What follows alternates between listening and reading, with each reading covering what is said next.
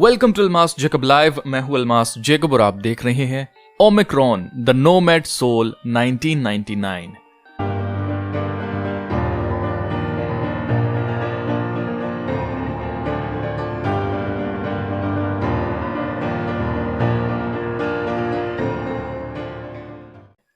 31 अक्टूबर 1999 को यूरोप में ओमिक्रॉन द नोमैड सोल नामी गेम माइक्रोसॉफ्ट विंडोज के प्लेटफॉर्म पर रिलीज की गई, जिसे बाद में ड्रीमकास्ट सागा वीडियो गेम्स पर भी रिलीज किया गया था। मगर अगले साल सन 2000 में 31 अक्टूबर को हैलोवीन मनाई जाती है, आपको अच्छी तरह से पता है। और इसी डेट के ऊपर क्यों रिलीज की गई, और इसके अलावा 1999 अगर आप नोट करें तो यहां पर 3 6 उल्टे हैं। 9 जो होता है वो 6 का उल्टा होता है, और अगर 6 को उल्टा करेंगे तो वो 9 बनता है। यानी ये जो लफ्ज ओमिक्रॉन जो आजकल सबकी जुबान पर है, इसका ताल्लुक किस चीज से है? जरा ये क्लिप देखें जिसमें डेविड बॉय, जो उस वक्त का शैतान का सबसे बड़ा पुजारी, खुलकर शैतानियत को प्रमोट करता था, इस वीडियो गेम में इसका करैक्टर गेम खेलने वाले को क्या बता रहा है।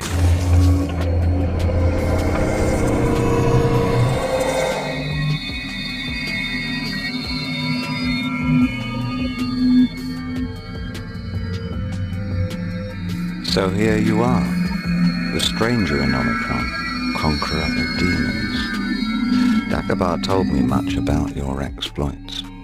You're not the first video game player to get your soul trapped in this dimension, but you're certainly the first to stay alive so long.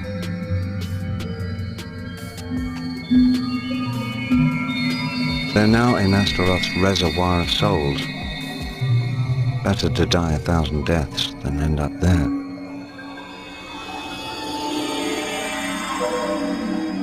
Astaroth was locked up in a cage for thousands of years by Cuchulainn, the hero of the Cobalt Wars. Now that he's free, the demon needs to build up his power again because it dwindled over the centuries. To do so, he needs souls.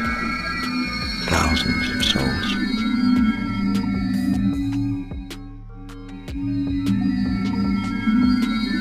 He derives his power from suffering souls. They endure infinite tortures in the reservoir. It is this endless suffering that will enable him to recover his former power.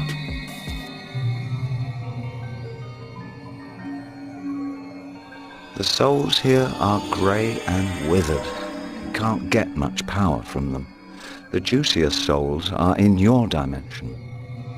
Astaroth created the video game called Omicron in order to capture them, the game you're playing at this very moment. He uses Omicron to attract souls.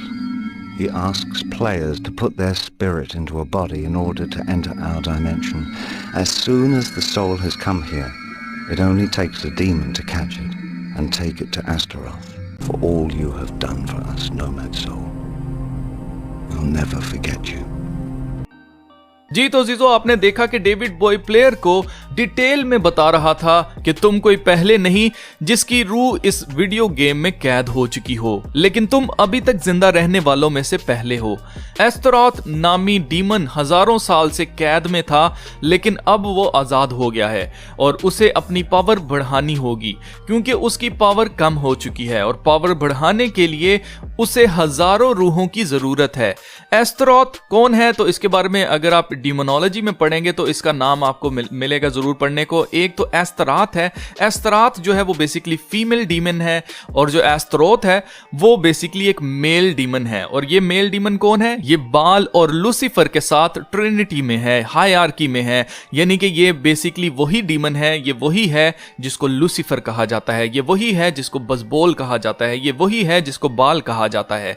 तो आप देख सकते हैं कि वही same demon, उसके बारे में यहां पर क्या बताया जा रहा है कि एस्तरोथ को उन रूहों को तकलीफ देने से पावर मिलती है, क्योंकि ये रूहें एंडलेस तशद्दुद जो है वो बर्दाश्त कर सकती हैं, और जो भी रूहें एस्तरोथ के पास जाती हैं उनकी तकलीफ कभी भी कम नहीं होती।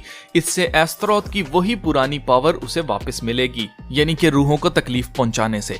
जो रूहें यहां हैं, यानी कि जो उसके पास ऑलरेडी हैं, वो इतनी ताकत नहीं रखती हैं, वो इतनी अच्छी नहीं है, लेकिन अच्छी और जूसी रूहें जो हैं वो तुम्हारी डायमेंशन में, यानी कि इंसानों की डायमेंशन में, यानी कि जमीन पर हैं। एस्तरोथ ने एक वीडियो गेम बनाई है, ये मैं नहीं कह रहा, ये वो शख्स कह रहा है, डेविड बॉय कह रहा है कि एस्तरोथ ने एक वीडियो गेम बनाई है जिसका नाम ओमिक्रॉन है। अब इस वीडियो गेम को इसलिए बनाया गया है ताकि उन रूहों को कैद किया जा सके। आपको समझ आ रही है? ये बीटा डेल्टा के बाद एकदम से ओमिक्रॉन कैसे हो गया?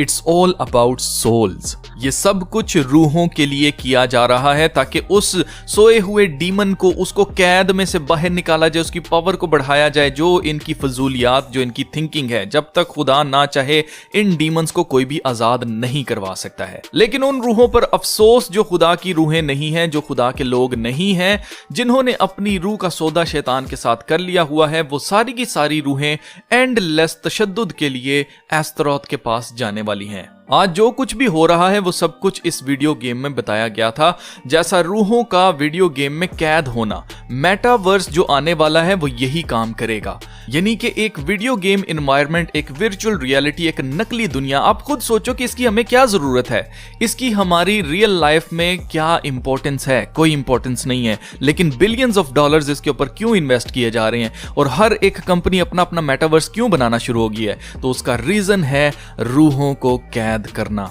इसी तरह कल की वीडियो में मैंने आपको बताया था कि जो कुछ भी अभी तक चल रहा है, जो खत्म ही नहीं हो रहा, और एकदम से बीटा डेल्टा के बाद एकदम से इन्होंने ओमिक्रॉन का नाम ले लिया है, जो कि 15th स्टार है कॉन्स्टेलेशन का, 15th लेटर है, ग्रीक अल्फाबेट है बेसिकली। ये 15वां, जो भी शख्स थोड़ी सी अकल रखता है तो उसको गिनती जिसको आती है तो वो अच्छी तरह से समझ जाएगा कि कुछ तो गड़बड़ है, दया कुछ तो गड़बड़ है।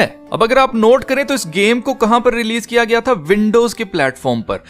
आपको अच्छी तरह से पता होगा, जो भी बच्चे गेम खेलते हैं उनको अच्छी तरह से पता है कि विंडोज वाली गेम प्ले स्टेशन पर नहीं चलाई जा सकती। विंडोज की गेम की सीडी हम प्ले स्टेशन में प्ले नहीं कर सकते। इसी तरह प्ले स्टेशन वाली गेम हम विंडोज के अंदर चला नहीं सकते हैं।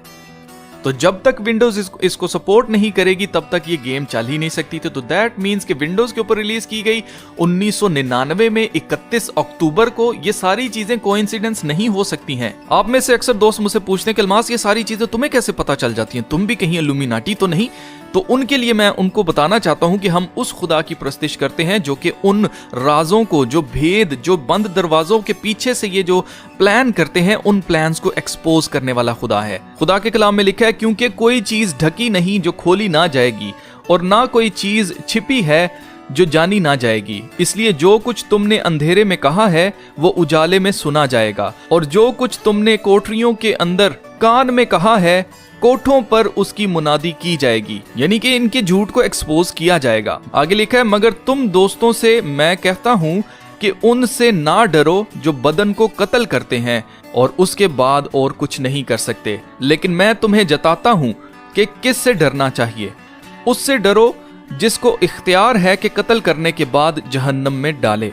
तो अजीजों, खुदा को ये इख्तियार हासिल है कि वो आपकी रूह को चाहे जहन्नम में डाले, चाहे आपको हमेशा की जिंदगी देकर अपने साथ रखे।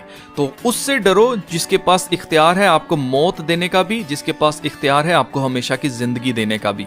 इनसे डरने की जरूरत नहीं है जो सिर्फ आपके बदन को कत्ल कर सकते हैं, उसके अलावा आपकी रूह का कुछ भी नहीं कर सकते। जब आपका ईमान खुदा पर है तो ये आपकी रूह को कहीं नहीं ले जा सकते हैं। लेकिन हाँ, जो सेव्ड लोग नहीं है उनकी रूहों पर इनका पूरा इख्तियार है और ये उनको अपने साथ हेल में लेकर जाएंगी।